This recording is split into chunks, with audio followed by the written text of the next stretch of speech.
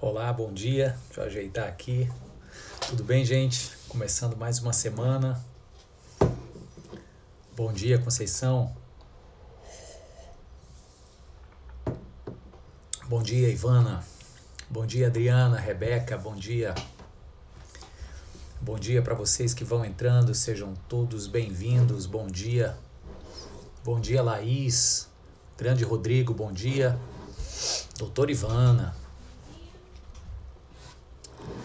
Gustavo, bom dia, meu irmão. Tudo bem? Claudinho, quanto tempo? Claudinho Menezes. Uliane, Uli. Bom dia, Beta. Bom dia. Sejam bem-vindos.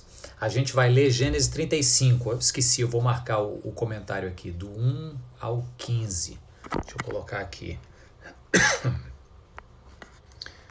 Vai ser Gênesis 35. Do 1 ao 15. Pronto. Bom dia, Mariane. Bom dia, Andréia, Claudinha. Bom dia, Alex. Sejam todos bem-vindos.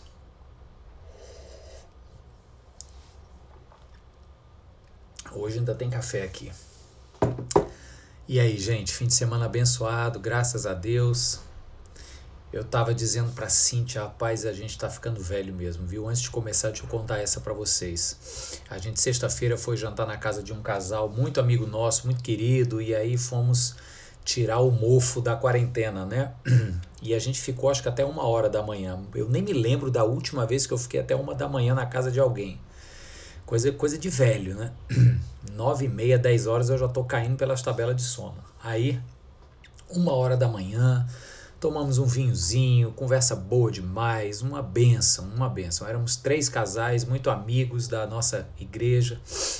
Aí cheguei em casa 1h, isso de sexta para sábado. Aí sábado acordei cedo e tal. Rapaz, mas ao longo do dia eu tava só o bagaço, cansado, corpo moído. E aí dormia tarde, coisa que eu não faço, aí acordei assim ruim, sabe quando você fica assim azedo, te deram uma torcida assim, botaram para centrifugar, era eu, mas aí fui dormir cedo, acho que recuperei o sono domingo, acordei ótimo, mas isso é vida de velho, cara, isso é idade, misericórdia, já pensou? Bem, bom dia para todo mundo, Dani, Dona Nájila, Adriel, acho que é isso. Carol, todos bem-vindos. Quem mais? E a Ana Lídia, isso mesmo. Gente, Gênesis 35, vamos ler esse texto que está aí. Deixa eu desabilitar. Pronto. E aí, vamos lá. Vamos ler a partir do verso 1. E hoje a gente termina a história de Jacó, ok? A gente, terminando aqui, a gente vai começar a história de um outro personagem muito famoso do livro do Gênesis, que é José, filho de Jacó. Hoje a gente termina aqui com ele. Bom dia, Dona Núbia. Bom dia, Claudiana e Jaqueline. Pronto, esses foram os últimos bom dias que eu dei. Gênesis 35 diz assim... Deus disse a Jacó, suba a Betel e estabeleça-se lá, e faça um altar ao Deus que lhe apareceu quando você fugia de seu irmão Esaú. Lemos essa história aí. Disse, pois, Jacó aos de sua casa e a todos os que estavam com ele, livrem-se dos deuses estrangeiros que estão entre vocês. Purifiquem-se e troquem de roupa. Venham, vamos subir a Betel, onde farei um altar ao Deus que me ouviu no dia da minha angústia e que tem estado comigo por onde tenho andado. Então entregaram a Jacó todos os deuses estrangeiros que possuíam e os brincos que usavam nas orelhas, e Jacó os enterrou ao pé da grande árvore, próximo a Siquém. Quando eles partiram, o terror de Deus caiu de tal maneira sobre as cidades ao redor que ninguém ousou perseguir os filhos de Jacó, porque no capítulo anterior teve uma intriga, teve uma treta entre os filhos de Jacó e os habitantes de Siquém. Teve uma violência lá. Então, Estava naquele clima tenso, quem ataca quem, mas Deus trouxe proteção a Jacó, e aqui o verso 5 diz que eles foram embora e o povo ficou apavorado e ninguém perseguiu. Verso 6. Jacó e todos os que com ele estavam chegaram à Luz, que é Betel, na terra de Canaã. Nesse lugar construiu um altar e lhe deu o nome de El-Betel, porque ali Deus havia se revelado a ele quando fugia de seu irmão. Débora, ama de Rebeca, morreu e foi sepultada perto de Betel, ao pé do carvalho, que por isso foi chamado Alon-Bacute. Depois que Jacó retornou de Padã-Arã, Deus lhe apareceu de novo e o abençoou, dizendo: seu nome é Jacó, mas você não será mais chamado Jacó, seu nome será Israel. Assim lhe deu o nome de Israel. Você vê aqui, ratificando algo que já havia acontecido. E Deus ainda lhe disse, outra ratificação aqui: eu sou o Deus Todo-Poderoso, seja prolífero e multiplique-se, de você procederão uma nação e uma comunidade de nações, e reis estarão entre os seus descendentes. A terra que dei a Abraão e a Isaque dou a você, e também aos seus futuros descendentes darei esta terra. A seguir, Deus elevou-se do lugar onde estivera falando com Jacó. Jacó levantou uma coluna de pedra no lugar em que Deus lhe falara, e derramou sobre ela uma oferta de bebidas e a ungiu com óleo. Jacó deu o nome de Betel ao lugar onde Deus tinha falado com ele. Vamos orar? Querido Deus, abençoa, Pai, essa nossa manhã de reflexão bíblica, que esse momento na vida do teu servo Jacó sirva para nós como inspiração e encorajamento para a nossa semana que se inicia, meu Pai. Que a tua palavra continue viva nos nossos corações. É o que te pedimos em nome de Jesus. Amém. Amém. Vamos lá, cafezinho. Gente, a gente hoje encerra a caminhada desse personagem tão emblemático que é o Jacó. E tem algumas lições importantes aqui nesse capítulo 35. Mas vamos recapitular algumas coisas. O Jacó é esse sujeito honesto demais na sua humanidade, cheio de falhas, cheio de incoerências, de certa forma meio ignorante a respeito do Deus a quem ele está conhecendo. Ele, em certa altura, diz: se o Senhor for comigo e me proteger dos inimigos, aí eu te servirei. Né? Ele se refere ao Deus de meu pai Abraão e de meu pai Isaque. Então, o Jacó é esse sujeito que está engatinhando na sua caminhada com Deus. E por isso, Deus está sempre repetindo e reafirmando a aliança que havia estabelecido com os seus ancestrais, com o Abraão e com o Isaque. A aliança de que lhe faria multiplicar a descendência, de que lhe daria uma terra. No caso específico de Jacó, teve todo um processo, uma luta interior, uma luta com Deus. A gente viu lá no episódio da luta com o anjo, para que esse nome do Jacó enganador fosse mudado para o nome Israel, um homem valente que prevalece na luta. Então, esse é o Jacó, que agora vai ser pai, quer dizer, ele já é, né? Mas vai figurar como esse pai das 12 tribos de Israel. No próximo encontro nosso na quarta-feira, a gente já começa a história de José, o filho mais novo de Jacó aqui até então. Mas hoje a gente precisa se despedir do Jacó vendo um hábito que ele criou, que é muito importante para mim e para você ao longo dessa nossa jornada, onde, iguais a ele, nós também estamos cheios de limitações, em alguns momentos da caminhada com algumas incoerências, do tipo, a gente diz que crê, a gente diz que entrega, mas na hora H é como se tudo dependesse só da gente mesmo, né? Deus vai para segundo plano. Então essas incoerências fazem parte ainda das nossas vidas, é ou não é? Vamos ser sinceros. E como Jacó, a gente está nesse processo de descoberta das nossas próprias falhas, de arrependimento das mesmas, de pedido de perdão ao Senhor e de crescimento, tá? É isso que o Jacó figura para a gente aqui. Então, olha o que ele diz, né, nesse processo de crescimento e de se colocar como um filho escolhido deste Deus que vai construir uma nação a partir dele, o Jacó propõe um momento importantíssimo para sua casa, para sua família, de purificação espiritual. E aqui tem a primeira de duas lições que eu quero tirar nesse texto aqui hoje. A primeira delas está aqui no verso 2. Quando o Jacó está seguindo, ele diz assim: disse, pois, Jacó aos da sua casa e todos os que estavam com ele: livrem-se dos deuses estrangeiros que estão entre vocês.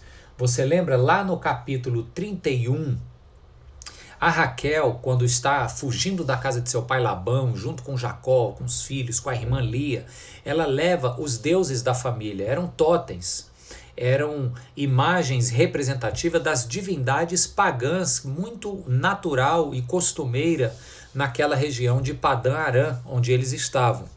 E a Raquel ainda não tinha entendido o conceito monoteísta do Deus de Jacó. E ela leva esses deuses com ela. E aí você dá para esticar aqui a imaginação. A Raquel tinha servas. As servas possivelmente cultuavam deuses semelhantes ao de Raquel. A Raquel tinha uma irmã Lia, que também veio com outras servas, e cada uma trazendo deuses, senão fisicamente nos totens que vieram na bolsa da Raquel, mas então nos seus corações e na sua mente, nos seus costumes. E esses deuses estrangeiros, que não era o único e suficiente Deus de Israel, esses deuses estrangeiros faziam parte deste panteão do povo que veio de Padã Arã na caravana de Jacó. E aí o Jacó chega e diz o seguinte: livrem-se desses deuses estrangeiros que estão entre vocês.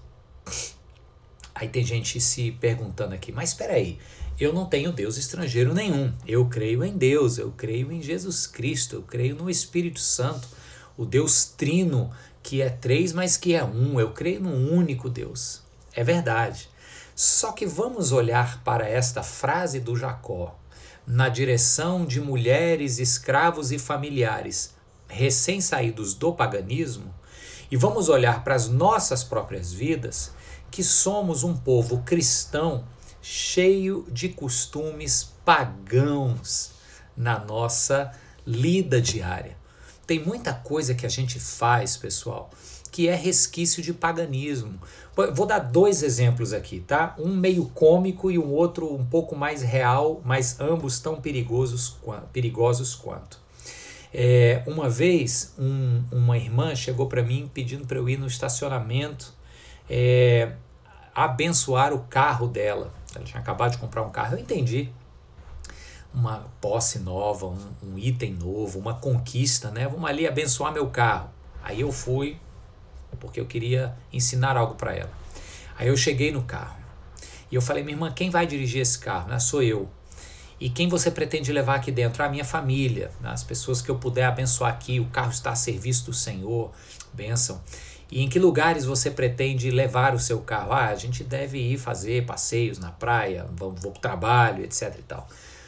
Pois o que é abençoado é a pessoa que está dirigindo este carro, as pessoas que vão andar neste carro, o propósito que este automóvel vai cumprir, que vai fazer avançar o reino de Deus. Então a gente não abençoa coisas, a gente abençoa pessoas e o propósito de Deus que será cumprido através dessas pessoas.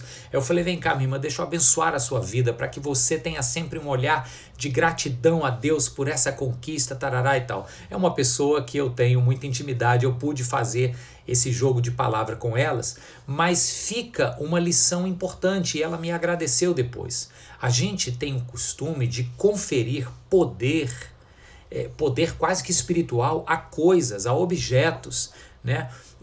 E assim, isso não é cristianismo, tá? Isso é paganismo, ok? O carro é abençoado não porque alguém derramou óleo em cima dele, mas porque eu estou dirigindo ele cheio do Espírito e fazendo ele ir para os lugares onde Deus está me levando. A ideia é mais ou menos essa. O outro exemplo que não é cômico, é sério, e que é perigosíssimo, é como a gente confere poder de deuses, poder espiritual a coisas, como por exemplo o dinheiro. O dinheiro assume um poder de divindade. Então, deixa eu embalar isso aqui, porque você já entendeu o propósito. O Jacó chega e diz assim, ó, vamos nos purificar, vamos tirar os deuses estrangeiros do nosso meio. O que é que ele está falando? É que essas divindades, que a gente pode até achar que não dá bola para elas, elas estão no nosso meio.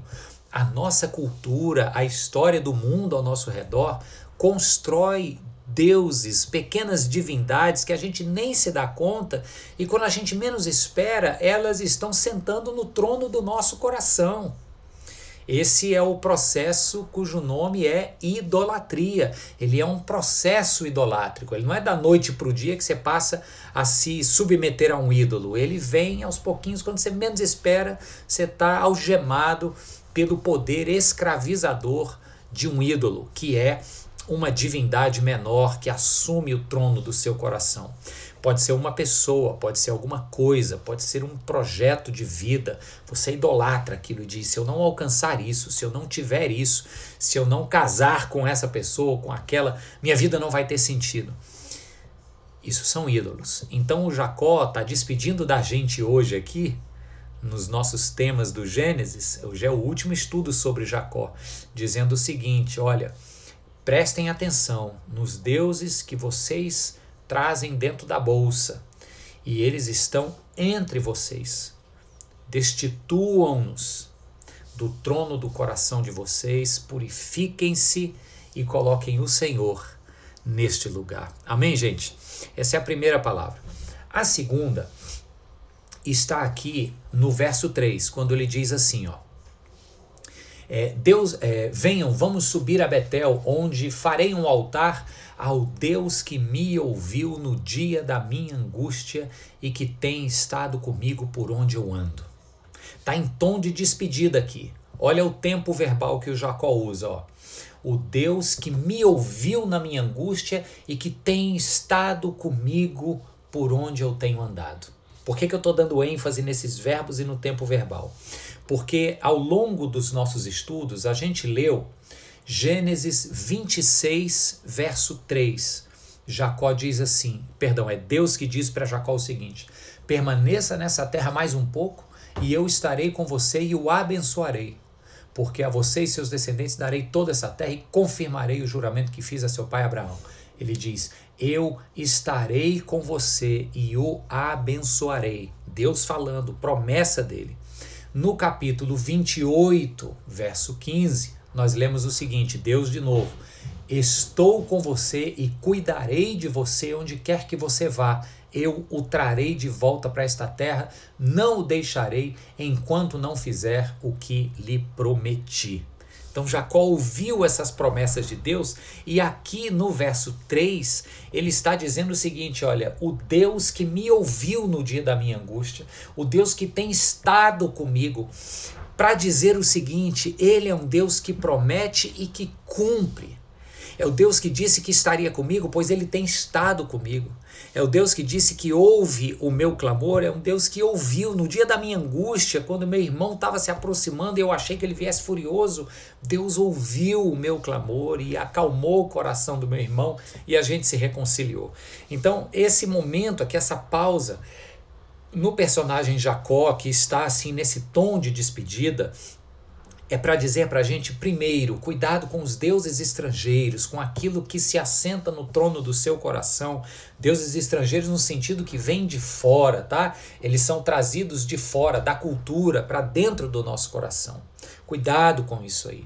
Purifique o seu coração. Faça do Senhor a única divindade que rege a tua vida. E em segundo lugar ele diz, porque esse Deus é um Deus que promete e que cumpre. É um Deus que lá atrás eu falei, olha, se o Senhor for comigo, eu prometo te servir. E ele aqui agora, no final da sua caminhada, está dizendo assim, ó, quer dizer, no final da caminhada aqui para a nossa história de estudos temáticos. Ele ainda vai viver um bocado de tempo aqui, tem pelo menos mais 30 anos para frente aqui do Jacó. Mas ele está dizendo para a gente nesse nosso último estudo o seguinte, tudo que eu pedi, Deus prometeu e Deus está cumprindo. E para a gente terminar, queridos, nós vamos ler agora alguns versos. Eu vou pular e conforme eu for repetindo, você já vai entender o que eu quero dizer. Ele diz aqui no verso 7. quando Jacó chega a Betel, que é a terra de Canaã. Nesse lugar construiu um altar e lhe deu o nome de El Betel. Aí Deus reafirma sua promessa no verso 11, diz que ele será o pai de uma nação, diz que a terra que ele prometeu a Abraão e Isaque seria dada e ele teria filhos, descendência, parará. No verso 14 diz: Jacó levantou uma coluna de pedra naquele lugar em que Deus lhe falara, derramou sobre ela uma oferta de bebidas, que os judeus dão um nome de oferta de libação, e derramou sobre ela oferta de libação e ungiu como óleo. Bem, duas repetições aqui de como Jacó, tendo essa experiência com Deus, primeiro ele diz assim: o Deus que me ajudou até aqui, o Deus que tem estado comigo. Aí ele ergue uma coluna de pedra e faz um culto a Deus ali, dá o nome de El Betel. Depois, quando Deus o aparece e reafirma suas promessas, ele ergue uma outra coluna de pedra, faz uma oferta molhada, né, como chama, oferta de libação, presta culto ao Senhor. É costume da época, costume lá deles, e adora ao Senhor. Gente, o que é que Jacó está ensinando para a gente aqui? Esse ato de erguer colunas de pedras é característico dos povos antigos. Não é apenas do povo hebreu, não é apenas do povo judeu na antiguidade. Os povos antigos tinham esse costume de erguer colunas para servirem de altares e ali sacrificar um animal, aspergir o sangue desse animal, que tem a ver com purificação, essa oferta de bebidas. Ali se reconhecia o favor do divino sobre o humano. E o que o Jacó está fazendo aqui é o seguinte: olha, não deixem a vida passar experimentando bênçãos atrás de bênçãos sem registrá-las com um marco espiritual. As colunas de pedra são um marco espiritual. Se outros meses adiante, outros anos adiante, o Jacó fosse passar perto deste lugar chamado Luz, que virou depois Betel, e visse aquela coluna de pedra, ele ia lembrar: ali Deus me apareceu num momento de angústia, num momento de tribulação, onde eu não sabia se estaria vivo no dia de amanhã. E quando ele olhar para aquela coluna de pedra, ele vai dizer: mas o Senhor me garantiu a sua presença. Ele se fez presente como me prometeu e me deu livramento. Sabe o que isso faz com a gente? Isso nos fortalece, isso nos motiva na caminhada. Nós não podemos abrir mão destes marcos espirituais. Aí você pode se perguntar assim: mas como é que eu vou construir uma coluna de pedra? Como assim? Não, ninguém vai construir nada, tá? Mas você pode ter elementos visuais, elementos textuais, você pode ter fotos, você pode ter livrinho de oração, caderno devocional, você pode ter um blog em que você escreve. Olha, gente, pode até ser o teu Instagram.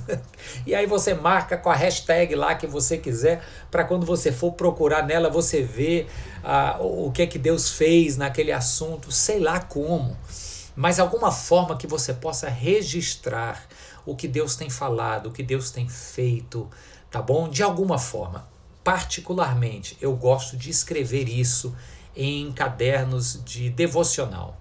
Então, às vezes eu faço um estudo, às vezes eu quero apenas escrever como foi meu dia. Deixa eu ver, tem alguns aqui em cima, mas eu deixo mesmo lá na igreja. Tem um aqui dentro da minha bolsa, mas eu tenho alguns. Não escrevo sempre, mas quando acontece algo que eu não quero deixar passar, não quero perder o registro, eu tenho que anotar. Minha esposa é bem mais disciplinada do que eu nisso. Ela tem caderninhos mesmo longos, de anos, com muitas respostas. É lindo, gente. O Jacó está dizendo para a gente o seguinte: ergam memoriais. O bloco de pedra e o altar de pedra, o caderninho, a hashtag, a foto serão memoriais do agir de Deus em nossas vidas. Amém, pessoal? Eu oro para que você seja farto ou farta de memoriais da parte do Senhor na sua história, na sua caminhada. Olha aí, ó, minha mulher está dizendo que desde 1998 ela escreve esses caderninhos e é muito bom a gente às vezes olhar esses caderninhos dela e ver o que é que Deus fez ao longo da nossa história. É isso mesmo, a Alana está dizendo: o Josué também fez isso, né? O memorial de pedras depois da travessia do Rio Jordão foi um instrumento de forças para que ele cresce que Deus iria derrubar as muralhas de Jericó. Então, gente, é isso. O Jacó se despede da gente hoje. Se despede da gente hoje dizendo o seguinte: olha, preste atenção no potencial idólatra do seu coração e como você tem a tendência de abrigar deuses estrangeiros na sua vida. Purifique-se. Purifique-se, é só o Senhor, suficiente, nada mais. Segundo lugar, o Jacó diz que este Deus, que lá no passado ele pediu que ouvisse o seu clamor, que estivesse com ele, este Deus promete ouvir e promete estar, e aqui no verso 3 o Jacó diz: Deus me ouviu e Deus tem estado. Um Deus que promete e que cumpre. E o Jacó, por fim, se despede da gente com estes dois momentos no mesmo trecho da Bíblia, construindo altares, construindo memoriais, para que eu e você entendamos o quão importante é este dom que Deus nos deu, chamado memória. A gente tem que lembrar, a gente tem que ter instrumentos concretos para concretizar a memória das ações de Deus nas nossas vidas. Que o Senhor nos dê memoriais para construirmos e que estes memoriais alimentem a nossa fé, nos ajudem nos dias escuros da alma e nos façam seguir adiante confiantes em Jesus Cristo, nosso Senhor. Amém e amém. Feche os seus olhos aí onde você estiver.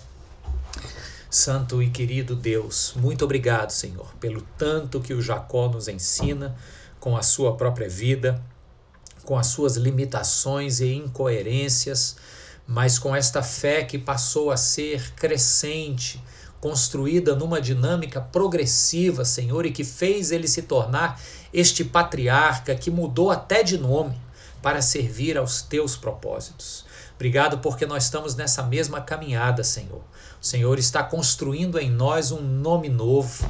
O Senhor olha para nós não constatando apenas quem somos em nossas falhas e limitações, mas o Senhor olha para nós considerando quem estamos nos tornando nas tuas mãos. Esse é o novo nome que o Senhor está dando para nós. Te agradecemos por isso, que o Senhor nos faça a cada dia pessoas melhores, pessoas mais parecidas com Jesus Cristo, que é o alvo da nossa caminhada. Que haja a tua bênção sobre nós, sobre nossa casa essa semana. Em nome de Jesus, amém. Maravilha, gente. Amém. Ó a dona Anitta aí. Bom dia, dona Anitta. Jéssica, já tá aí. Dona Lúcia, Mariane, já dei bom dia. Dona Maísa, o Miguel, grande pastor Miguel, reverendo Miguel Santos. Sejam bem-vindos. Mamãe Carol entrou também. Mamãe Carol. A Márcia Girão, não, Marcela Girão, menina, bom, seja bem-vinda. Conceição, a Conceição está desde o início. Ana Lídia, acho que eu já falei também. Dona Nájila, Claudiana, Sandrinha, Alana, já citei. Jaqueline, Lani, bom dia. Si, meu amor, também está aí. Ariana, Rafaela, seja bem-vinda, Rafa, de Floripa. A Juan, tá aqui. Ô, Juan, se você ainda estiver aí, cara, bom te ver. Legal. Dona Fátima, Emiliano, bem, muita gente nova. Adriel, benção, Adriel, também. Lorena, um cheiro aí para Goiânia. Bodega da Val é minha irmã Valquíria. Ana Paula Lopes. Bem, bom dias para todos vocês e todas vocês. Que o Senhor os abençoe. Vi que a Aline também tá aí, a mamãe do Theo e de outros 3. Deus abençoe a todos. Suzana, Montenegro, Lorena de Goiânia, isso aí. Um beijo para vocês, até quarta-feira, se Deus quiser. Tchau, tchau.